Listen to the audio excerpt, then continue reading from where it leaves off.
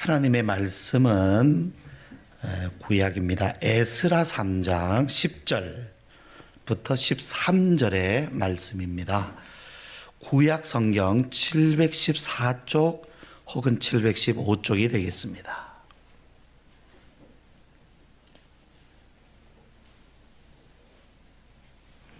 에스라 3장 10절 부터 13절까지 말씀 봉독해 드립니다.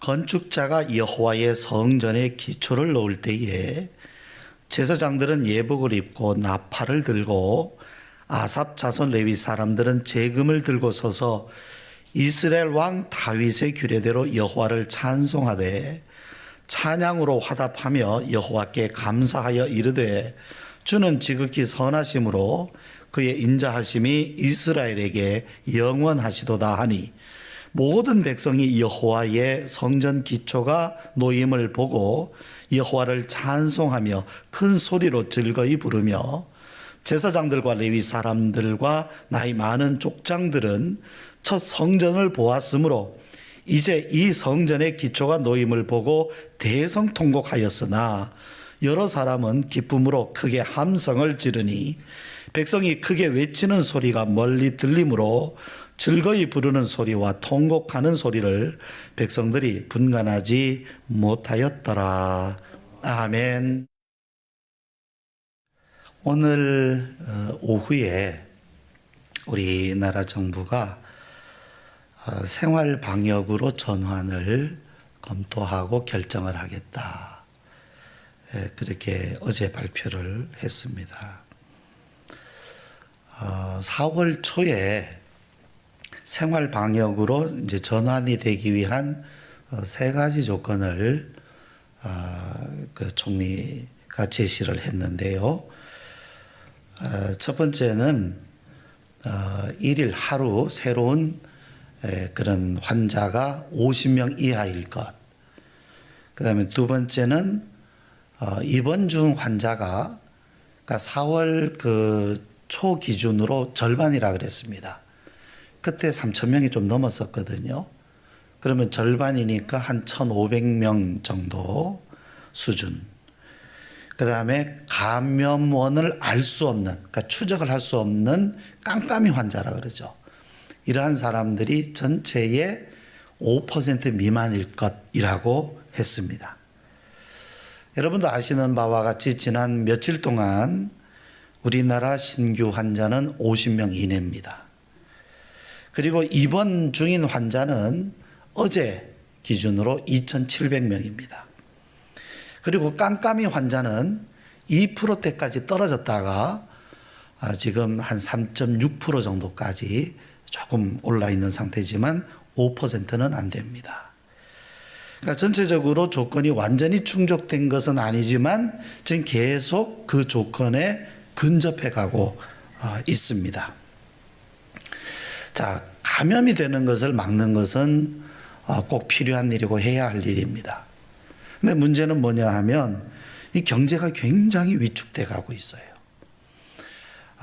이것을 그냥 그대로 둘 수는 없는 것입니다.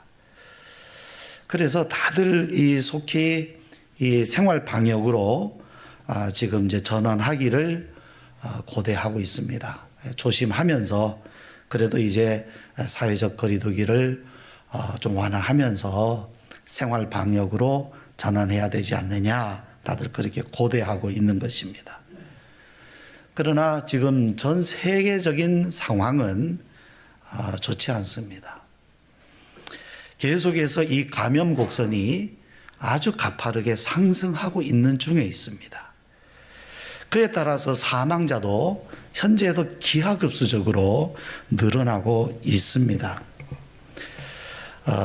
통계를 들여다보면 지금 전 세계 감염자가 어제까지 230만 명, 사망자는 15만 6천 명입니다. 지금 가장 심각한 나라는 미국입니다. 현재까지 감염자가 72만 명, 그리고 사망자는 3만 7천 명입니다. 미국의 인구가 우리나라의 6배쯤 됩니다. 그런데 감염자는 70배나 많습니다. 초기 방역에 실패한 것을 원인으로 꼽고 있죠. 그래서 지금 이제 미국은 엄청나게 공격적으로 진단 검사를 하고 있습니다. 111 증가 추설에 보면 지금 가장 심각한 나라는 영국입니다. 어제 하루 동안에 5,500명이 늘었습니다. 하루에. 우리가 지금 전체 확진자가 10,000명 조금 넘었잖아요. 근데 영국은 하루에 5,500명이에요. 사망자가 단 하루 동안에 888명.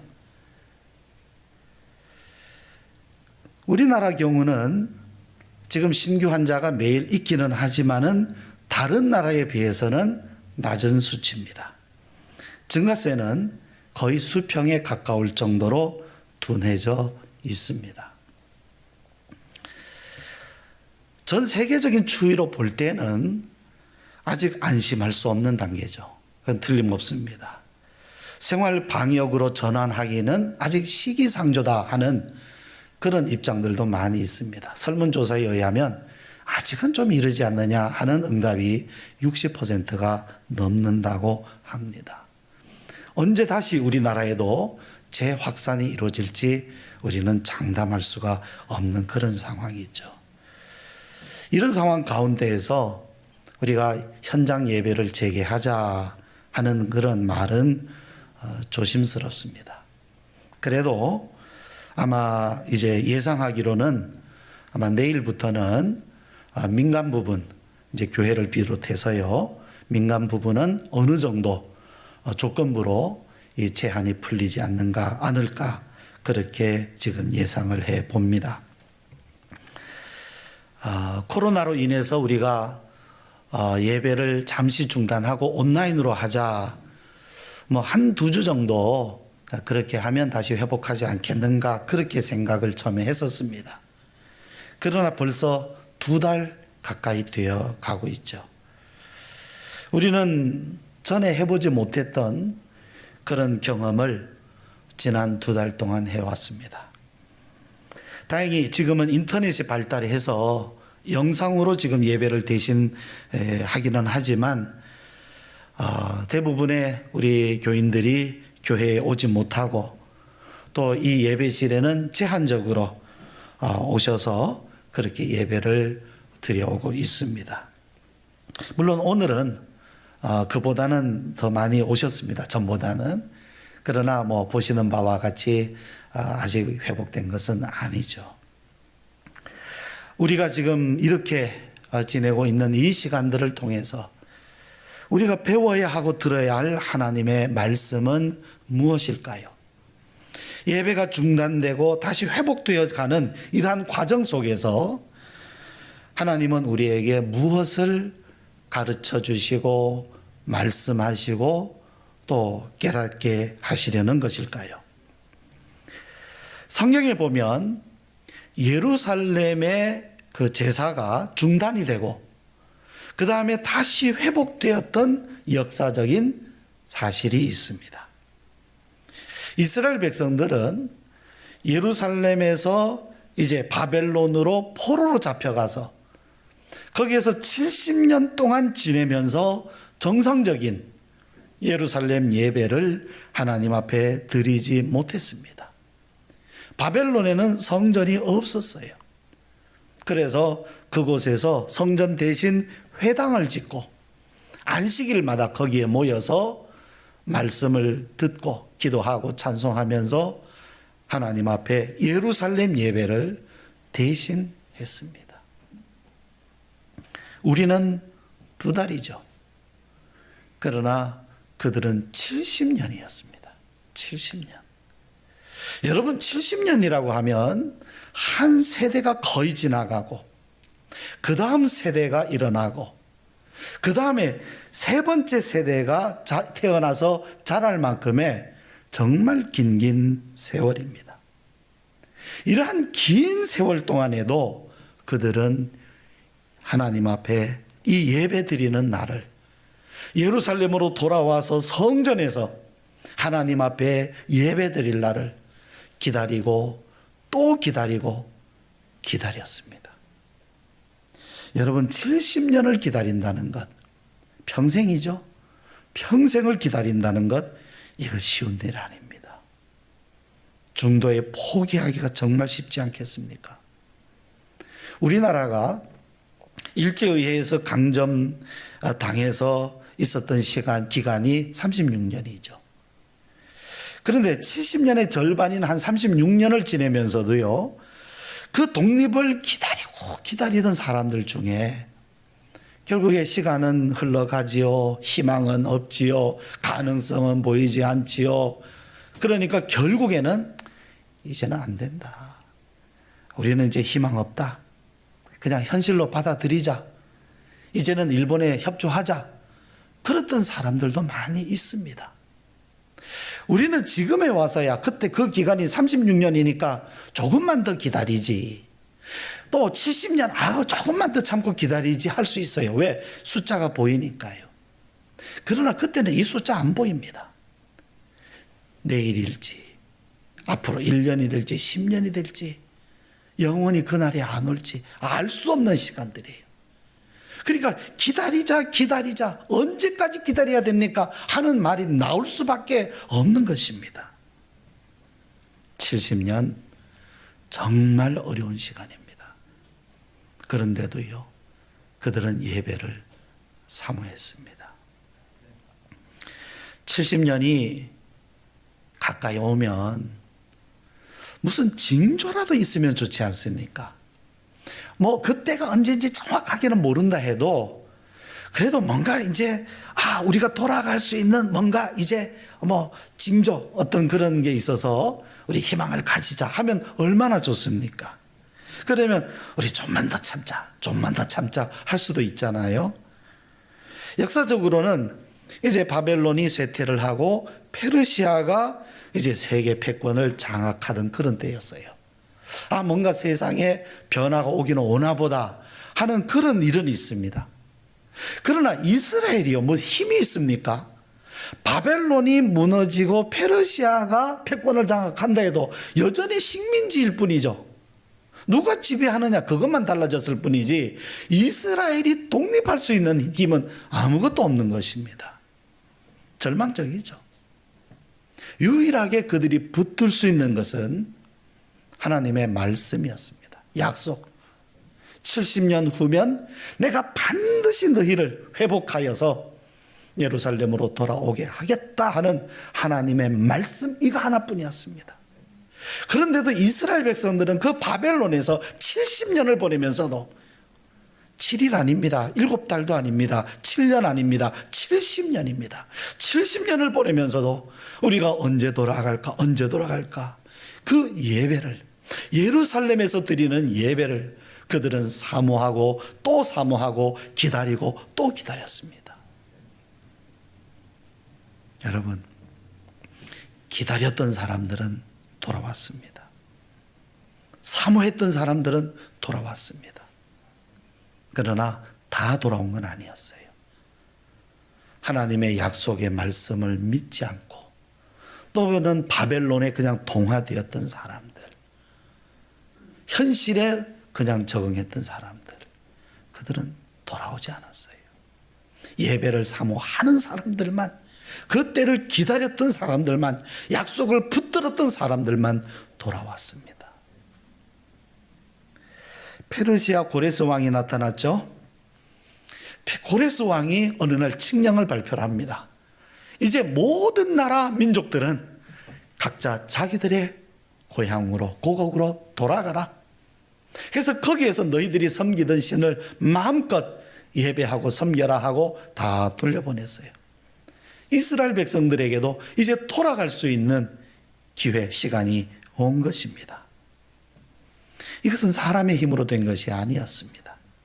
역사를 주관하시는 하나님의 섭리로 되었고 70년이 되면 돌아가게 하겠다라고 하신, 이 예배를 회복시켜 주시겠다 하신 하나님의 약속의 말씀에 의해서 예배가 회복되었던 것입니다. 그렇게 예루살렘 예배의 회복은 시작이 되었던 것입니다. 예루살렘으로 돌아왔습니다. 여러분, 예루살렘으로 돌아왔을 때 이들에게 뭐가 있었습니까? 성전은 이미 무너졌습니다. 아무것도 없어요. 그들이 돌아와서 그러나 가장 먼저 한 일은 성전을 다시 짓는 일이었어요. 돌아와서 할 일이 왜 없겠습니까? 이것도 해야 되고 저것도 해야 되고. 그러나 그들이 가장 먼저 마음을 모아 했던 일은 성전을 다시 짓는 일이었어요. 왜? 예배를 회복하기 위해서. 이 성전을 다시 이제 짓는데요. 그 성전이 다 지어지기 전까지는 그 성전이 무너진 그냥 터만 있는 거죠. 그런데 그 무너진 성전 터 위에다가 제단을 세워놓고 쌓아놓고 거기에서부터 예배를 시작을 했습니다. 이 말씀이 바로 3장 3절에 있어요. 무리가 모든 나라 백성을 두려워하여 제단을 그 터에 세우고 그냥 성전이 그냥 남아있어서 거기에 가서 자 우리 바로 예배 회복하자 이랬던 것이 아니라 아무것도 없어요. 그냥 무너진 자리예요. 그러나 그 터에 가서 제단을 쌓고 예배했다 하는 그런 모습입니다. 그리고 이제 백성들은 마음을 모아서 성전 재건 공사에 착수를 합니다. 오늘 우리가 읽은 말씀은 바로 이 성전의 기초를 놓을 때의 장면이에요. 이제 건축자들은 기초를 놓습니다. 그 기초를 놓는 모습을 보면서 제사장들은 나팔을 들고 와서 붑니다. 빵빵 하면서. 아삽 사람들은요, 아삽은 성전의 찬양대를 맡는 사람. 이 사람들은. 그러니까 찬양대. 이 사람들은 재금을 들고 와서 악기를 연주하면서 또 목소리로 찬양하면서 그렇게 예배를 드렸어요. 찬양 가사는 이렇습니다. 11절에 있어요. 주는 지극히 선하심으로 그의 인자하심이 이스라엘에게 영원하시도다. 우리 하나님은 지극히 선하심으로 그의 인자하심이 나에게, 여러분에게, 우리에게 영원하시도다. 찬양했어요. 거기에 있는 백성들이 모두 다 소리를 지르면서 찬양을 했습니다. 그런 중에요, 연세가 많으신 분들, 나이가 많으신 분들, 70년이 지났으니 얼마나 연세들이 많겠습니까? 그때까지 생존해 있는 그 사람들은 70년 전 이곳에 이 성전이 무너지기 전에 그 모습을 기억하고 있어요. 그 성전이 왜 무너졌던가?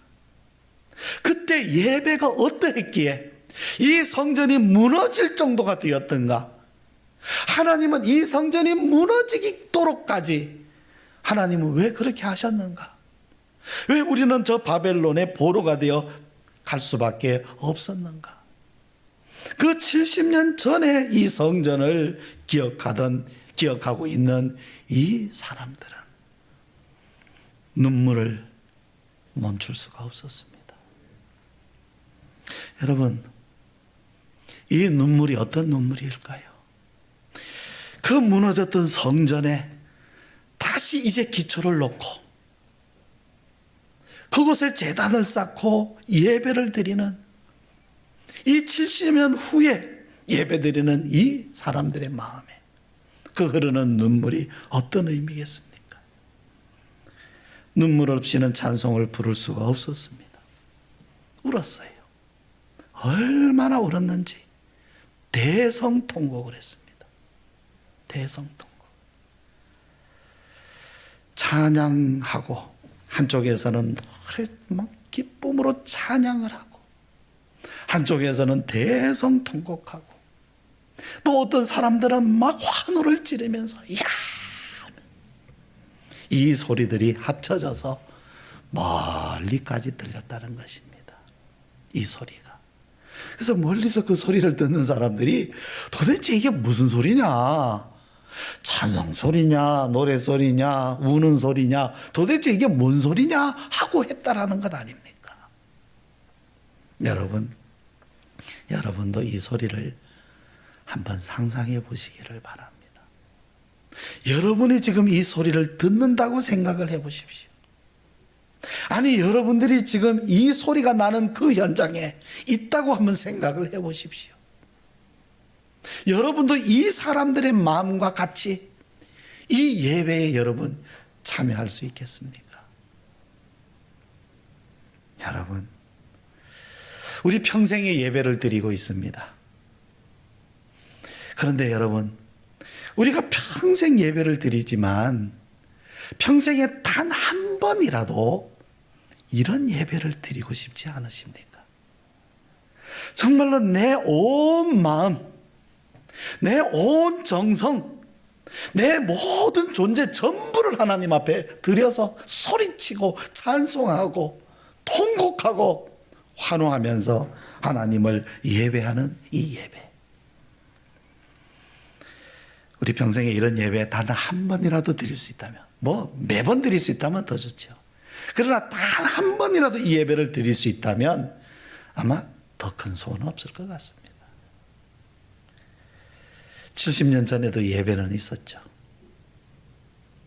그러나 그 70년 전의 예배가 어떠했길래 그 성전이 무너지도록까지 되었을까요?